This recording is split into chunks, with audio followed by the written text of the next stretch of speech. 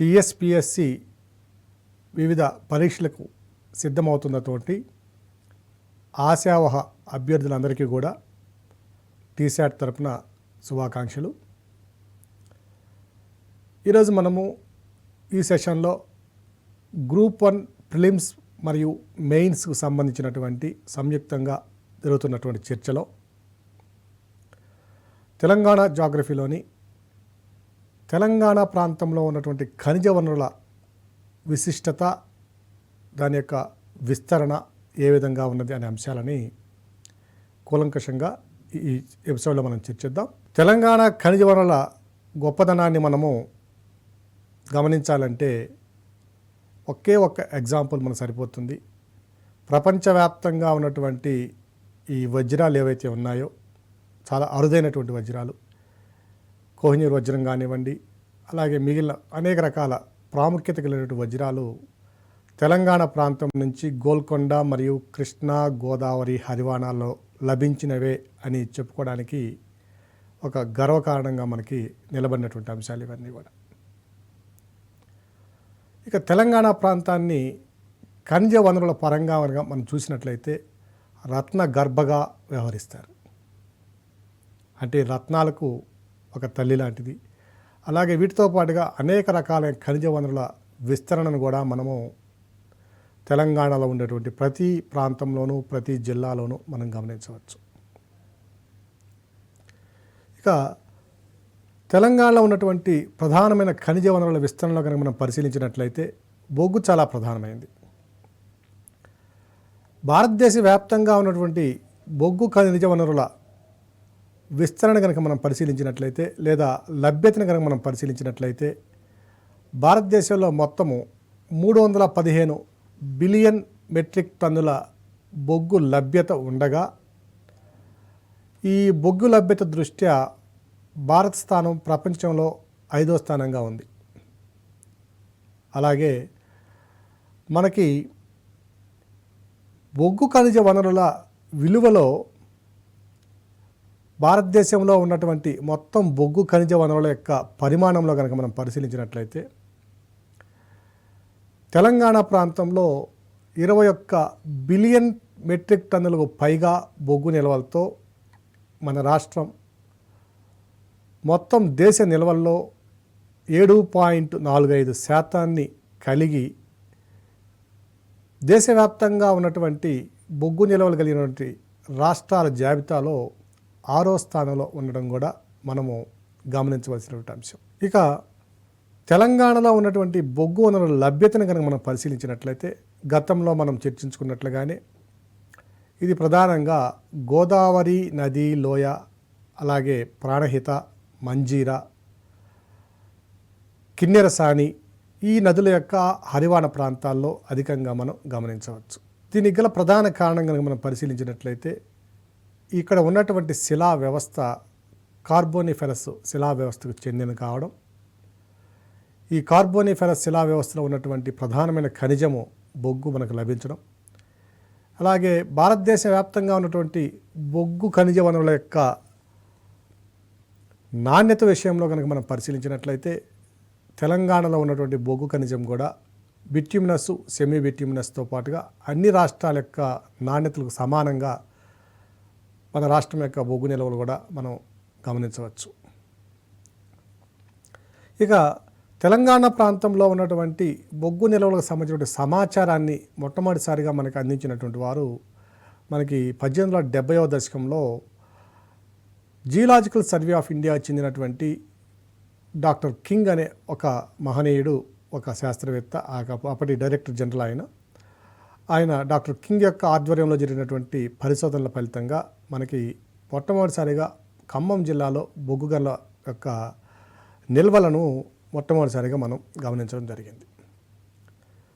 తర్వాత 1871లో ఈ బొగ్గు గనుల యొక్క నిల్వలని కనుగొనిన తరువాత కేవలం ఒక 14 సంవత్సరాలకే లేదా 15 సంవత్సరాల పరిధిలోనే తెలంగాణ ప్రాంతంలో ఉన్నటువంటి బొగ్గు నిల్వల యొక్క బొగ్గు నిల్వలను వెలికి తీసేందుకు అవసరమైనటువంటి రైట్స్ను మొట్టమొదటిసారిగా హైదరాబాద్ కంపెనీ లిమిటెడ్ దక్కన్ 1886 అనే సంస్థ ఆ కంపెనీ మొట్టమొదటిసారిగా హక్కుల్ని పొందడం జరిగింది.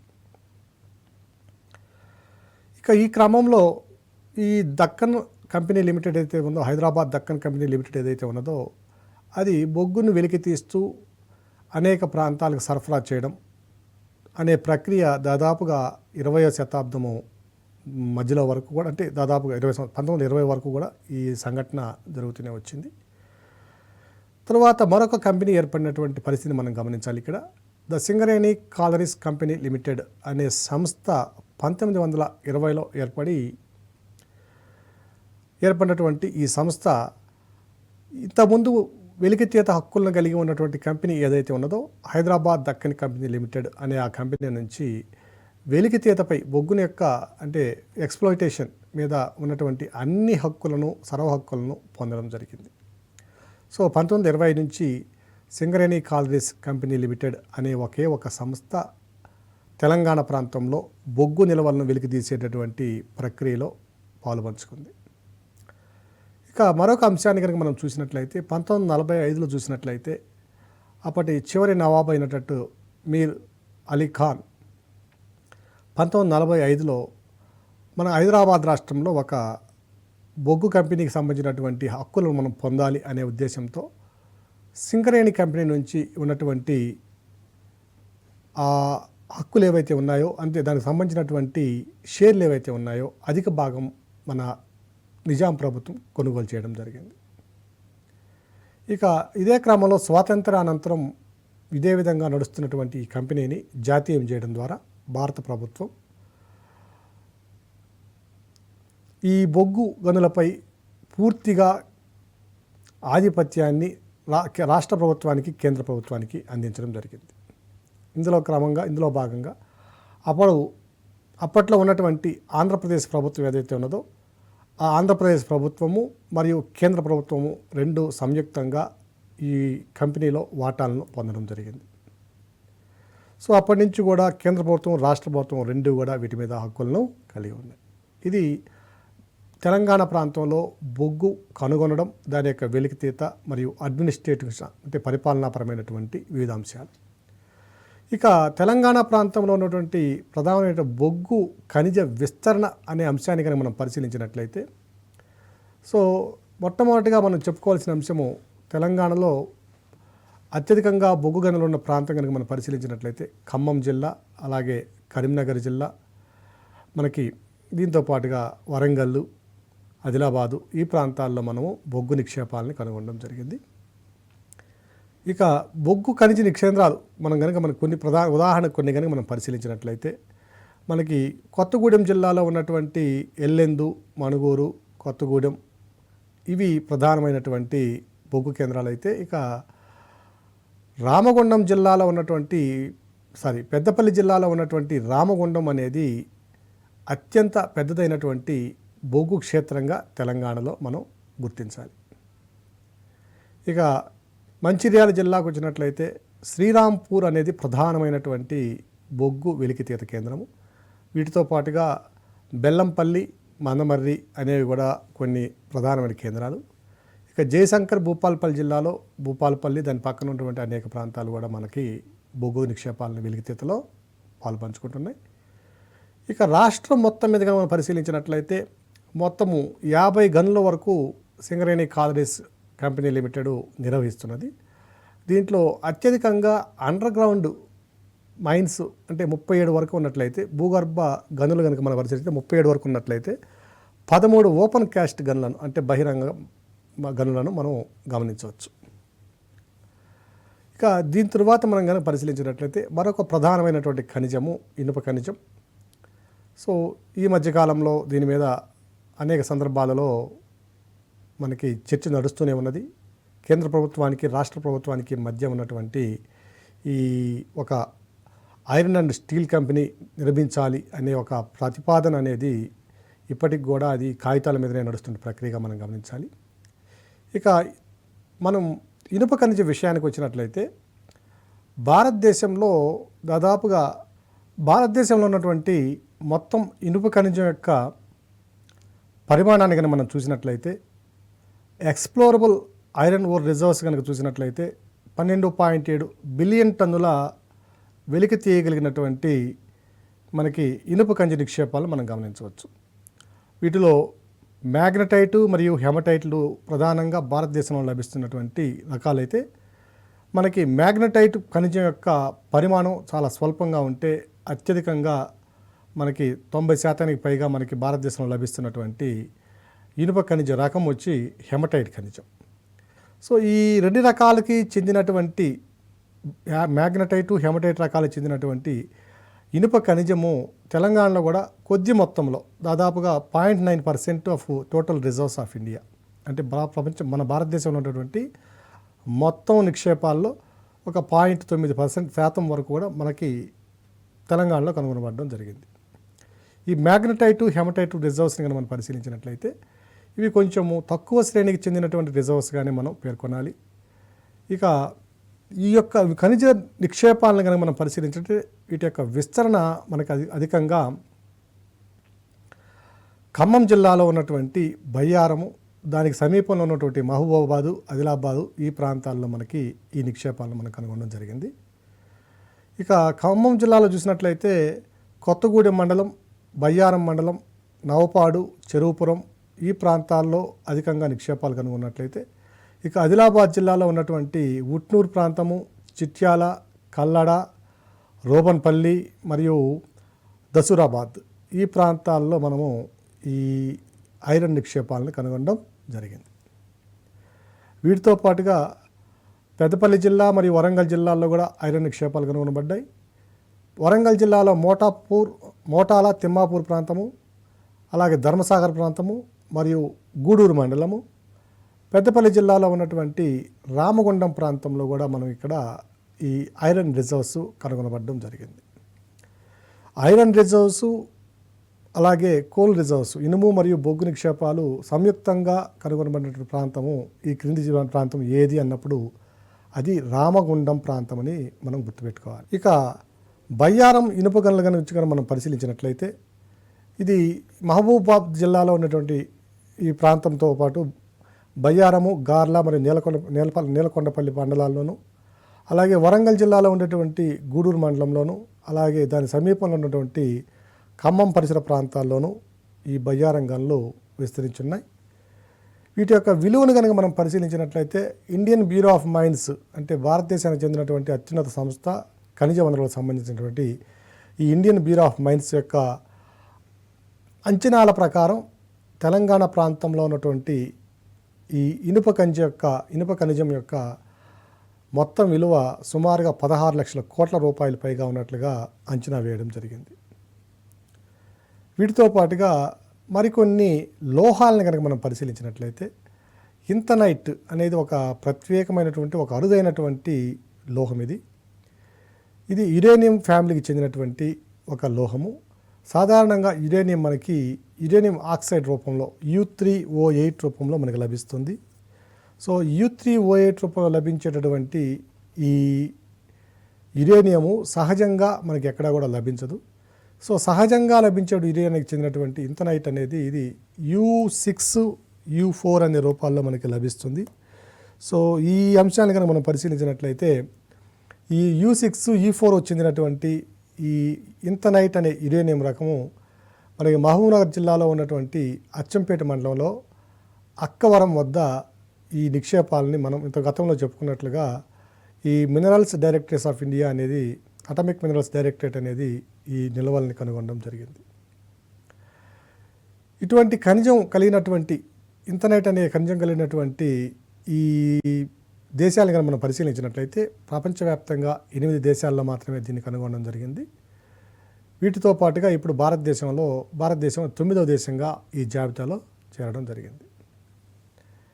ఇక మరొక ప్రధానమైనటువంటి ఈ ఇంతనైట్ యొక్క ఉపయోగాన్ని మనం పరిశీలించినట్లయితే ఈ ఇంతనైట్ని మనం అధ్యయనం చేయడం ద్వారా అసలు యురేనియము లేదా మిగిలినటువంటి రేడియో ధార్మిక మూలకాల యొక్క పుట్టుక లేదా ఆవిర్భావము అనేది ఏ విధంగా జరిగింది అనేది తెలుసుకోవడానికి అవకాశం ఉన్నట్లుగా శాస్త్రజ్ఞులు భావిస్తున్నారు.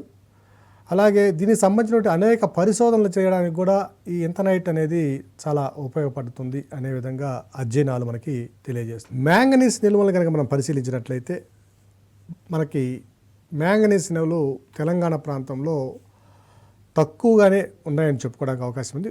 భారతదేశంలో కూడా తక్కువ మ్యాంగనీస్ నిల్వలే మనం చెప్పుకోవాలి. కానీ తెలంగాణలో కూడా ఈ నిల్వలు మనం గమనించడం జరిగింది.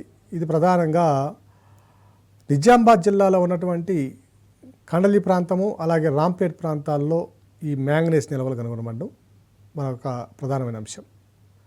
ఇక భారతదేశంలో కాపర్ నిల్వలు కూడా చాలా తక్కువ అని చెప్పుకోవాలి. మనం కాపర్ కోసం అత్యధికంగా అనేక దేశాలపై దిగుమతిపై ఆధారపడుతున్నాం.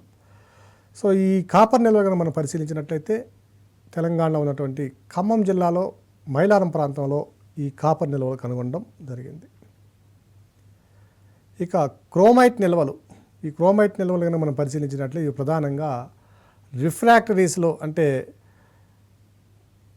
మనకి మెటలర్జికల్ ఫర్నేసెస్ ఏవైతే ఉన్నాయో అంటే ముడి ఖనిజం నుంచి మనకి ప్రధానమైనటువంటి ఖనిజాన్ని సంగ్రహించే పద్ధతిలో అత్యధిక ఉష్ణోగ్రతలు వేడి చేసే కొలిమిలు ఏవైతే ఉన్నాయో ఆ కొలిమిల్లో వీటిని మనం రిఫ్రాక్టరీ బ్రిక్స్ గాను రిఫ్రాక్టరీ లైనింగ్ మెటీరియల్ గాను దీన్ని మనం యూటిలైజ్ చేస్తాం, ఉపయోగిస్తాం. సో ఈ క్రోమైట్ నిల్వలు కనుక మనం చూసినట్లయితే ఇవి కూడా ప్రధానంగా ఖమ్మం జిల్లాలో కనుగొనడం జరిగింది. గౌరారము అలాగే ఇమ్మనగరు, ఎంకూరు ఈ ప్రాంతాల్లో, జన్నారం ఈ ప్రాంతాల్లో ఈ క్రోమైట్ నిల్వలు కనుగొనడం జరిగింది. ఇక బంగారు నిల్వలు లేకపోయినప్పటికీ తెలంగాణ ప్రాంతంలో మనకి బంగారు ఈ ఇసుక రేణువుల రూపంలో వాటితో పాటుగా లభించడానికి అవకాశం ఉందిగా మనకి పరిశోధన తెలియజేస్తున్నాయి. ప్రధానంగా బంగారము రెండు రకాలుగా మనకి లభిస్తే, ఒకటి ఖనిజ రూపంలో భూగర్భంలో లభిస్తే, మరొకటి నదులలో సాధారణంగా ఇసుక రేణువులతో పాటు మనకి కొన్ని రేణువుల మాదిరిగా అవి కూడా తీసుకురావడం జరుగుతుంది. సో ఈ ఇసుక రేణువులు కలిసినటువంటి దీన్నే అల్యూవియల్ గోల్డ్ అంటాం దీన్నే.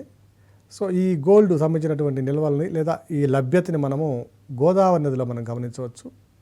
కిన్నెరసాని నది గోదావరి నదితో కలిసే ప్రాంతం నుంచి కొంత దిగువ వరకు కిన్నెరసాని యొక్క ఎగువ భాగంలో కూడా ఈ ఫ్లూవియల్ గోల్డ్ రిజర్వ్స్ అంటే నదితో పాటు తీసుకువచ్చేటటువంటి అల్యూవియం రిజర్వ్స్ అనేవి మనం ఇక్కడ కూడా మనం గమనించవచ్చు.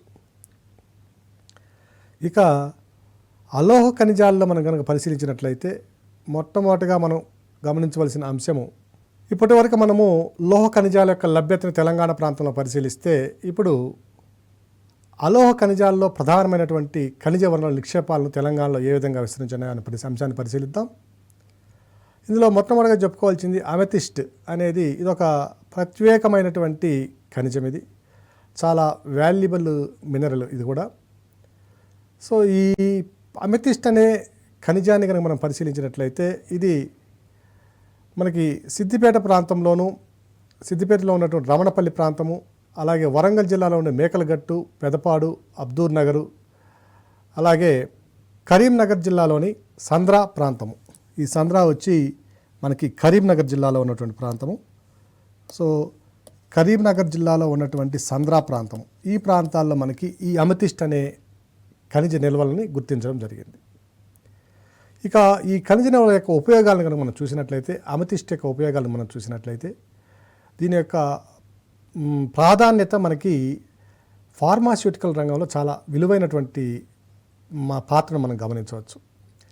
వ్యాధి నిరోధక శక్తిని పెంచడం అంటే ఇమ్యూనిటీని పెంచడంలోనూ, అలాగే దేహంలో ఉండేటటువంటి ఈ ఎండోక్రైనిక్ ఫంక్షన్స్ అంటే అంతఃస్రావ గ్రంథుల యొక్క పనితీరుని మెరుగుపరచడంలోనూ, అలాగే హార్మోన్స్ కంట్రోల్ చేయడానికి కూడా ఈ మెడిసిన్స్లో ఉపయోగిస్తారు.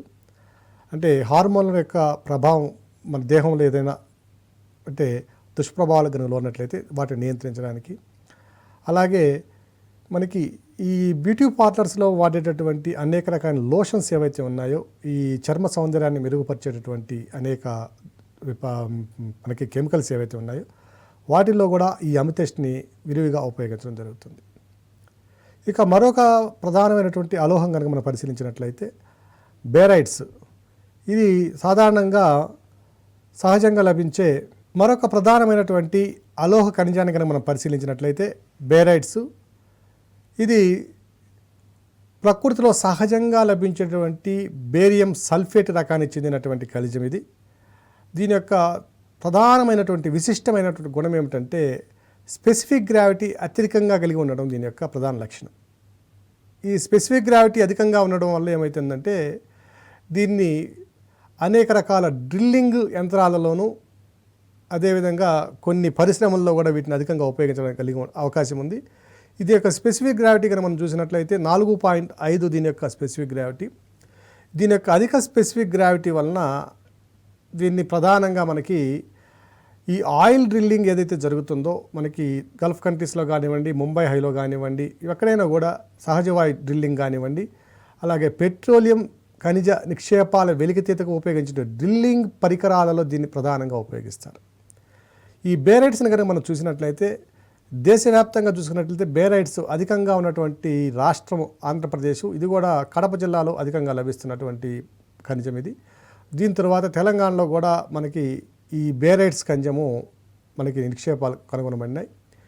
వీటిని డ్రిల్లింగ్ యంత్రాలతో పాటు అంటే ఆయిల్ డ్రిల్లింగ్ యంత్రాలతో పాటుగా మరలా కార్లలోనూ అలాగే పెయింట్ ఇండస్ట్రీసు, సిరామిక్ ఇండస్ట్రీస్లో అధికంగా వాడతాం దీన్ని. గ్లాస్ ఇండస్ట్రీస్లోను, వీటితో పాటుగా కొన్ని ఎలక్ట్రానిక్ పరికరాల తయారీలోను, అలాగే మన కంప్యూటర్సు, టీవీసు వీటి యొక్క స్క్రీన్స్ తయారీలోను వీటన్నిటిలో కూడా మనము ఈ బేరైట్స్ని యూజ్ చేస్తాం. ఇవి కూడా మనకి ఖమ్మం జిల్లాలో అధికంగా లభిస్తాయి. ఇక కోరండం కనుక చూసినట్లయితే ఇది మరొక ప్రధానమైనటువంటి అలోహం ఇది. దీని యొక్క ప్రత్యేకత ఏమిటంటే ఇది చాలా గట్టిదైనటువంటి, అంటే వజ్రం లాగే ఇది కూడా చాలా గట్టిదైన, వజ్రం తర్వాత అంత గట్టిదైనటువంటి మెటీరియల్ ఇది కోరండం అనేది. అంటే దీనికి హార్డ్నెస్ అనేది చాలా ఎక్కువగా ఉంటుంది, అంటే కఠినత్వం ఎక్కువగా ఉంటుంది. అందువల్లనే ఇప్పుడు గ్లాస్ మేకింగ్ ఇండస్ట్రీస్లో మనము గ్లాస్ని కట్ చేయాలంటే వజ్రం పెట్టి కట్ చేస్తాం. దాన్ని వజ్రం పెట్టి కట్ చేయడం అంటే ఖచ్చితంగా అది అటు ఇటు పగలకుండా ఖచ్చితంగా పగులుతుంది. అలాగే దీన్ని కోరండంను కూడా మనకి ఈ పాలిషింగ్ మన యంత్రాల్లోనూ, గ్లాస్ కటింగ్ యంత్రాల్లోనూ, అలాగే కళ్ళజోడు తయారీలో కూడా దీన్ని చాలా ప్రధానంగా దీన్ని మనం ఉపయోగిస్తాము. కళ్ళజోడిని కట్ చేయడంలో కానివ్వండి, కళ్ళజోడిని పాలిషింగ్ చేయడంలో కానివ్వండి, అలాగే మనకి నిర్మాణ రంగంలో ఉపయోగించే మన శాండ్ పేపర్స్ ఏదైతే ఉన్నాయో వాటిలో కూడా కొంచెం హార్డ్నెస్ శాండ్ పేపర్స్ తయారు చేయడానికి కూడా ఉపయోగిస్తాము. అలాగే కొన్ని మెకానికల్ ఇంజనీరింగ్ పరిశ్రమల్లో కానివ్వండి, ఆటోమొబైల్ ఇండస్ట్రీస్లో కానివ్వండి, వీటిని గ్రైండింగ్ వీల్స్లో అధికంగా ఉపయోగిస్తాం దీన్ని. సో ఈ కోరండం కూడా మనకి అత్యధికంగా చూసినట్లయితే ఖమ్మం జిల్లాలో ఈ నిక్షేపాలు అత్యధికంగా మనం కనుగొనడం జరిగింది. ఇక కైనైట్ మరొక ప్రధానమైనటువంటి లోహం ఇది, అలోహము. దీన్ని కూడా మనకి ప్రత్యేకంగా అత్యధికంగా ఉష్ణోగ్రతలను నియంత్రించుకోవడానికి అవసరమైనటువంటి వస్తువుల తయారీలో దీన్ని మనం ఉపయోగించడం జరుగుతుంది. సో కైనైట్ని కనుక చూసినట్లయితే దీన్ని ప్రధానంగా మనకి సిరామిక్ మనకి పాత్రలు ఏవైతే ఉన్నాయో, పింగాణి పాత్రలు లేదా పింగాణి వస్తువులు తయారు చేయడానికి దీన్ని అత్యధికంగా ఉపయోగించడం జరుగుతుంది. అలాగే వీటిని రిఫ్రాక్టరీ బ్రిక్స్ అంటే అధిక ఉష్ణోగ్రతను తట్టుకోగలిగినటువంటి కొలిమిల యొక్క రాళ్ళు తయారు చేయడము, వాటి యొక్క లైనింగ్స్లో దీన్ని ప్రధానంగా ఉపయోగించడం మనం గమనించవచ్చు.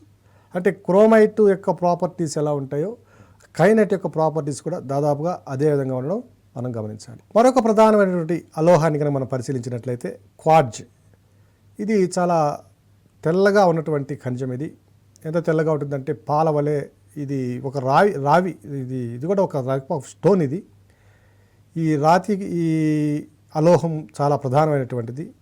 దీన్ని ప్రధానంగా మనకి వాచెస్లో ఉన్నటువంటి కొన్ని విడిభాగాల తయారీలోను, అలాగే పెట్రోలియం ఇండస్ట్రీస్లోను, కొన్ని గ్లాస్ పరికరాల తయారీలోను మనం ఈ క్వార్ట్జ్ని అధికంగా ఉపయోగించడం జరుగుతుంది. ఈ మనకి వీటితో పాటుగా మనకి కొన్ని జ్యువెలరీస్లో అంటే బంగారు ఆభరణాలు లేదా కొన్ని ప్రత్యేకమైనటువంటి ఆభరణాల తయారీలో కూడా క్వార్ట్జ్ని మనం అధికంగా ఉపయోగించడం జరుగుతుంది. అంటే ఆ రాళ్ళని మనము ఈ బంగారు లేదా మిగిలినటువంటి 1 గ్రామ్ గోల్డ్ ఈ ఇట్లా ఉన్నటువంటి అలంకరణలో ఇవి రాళ్ళను మనం అధికంగా ఉపయోగించడం జరుగుతుంది. ఈ ఖనిజాన్ని కనుక మనం చూసినట్లయితే మహబూబ్ నగర్, ఖమ్మం జిల్లాల్లో అత్యధికంగా లభించడం జరుగుతుంది.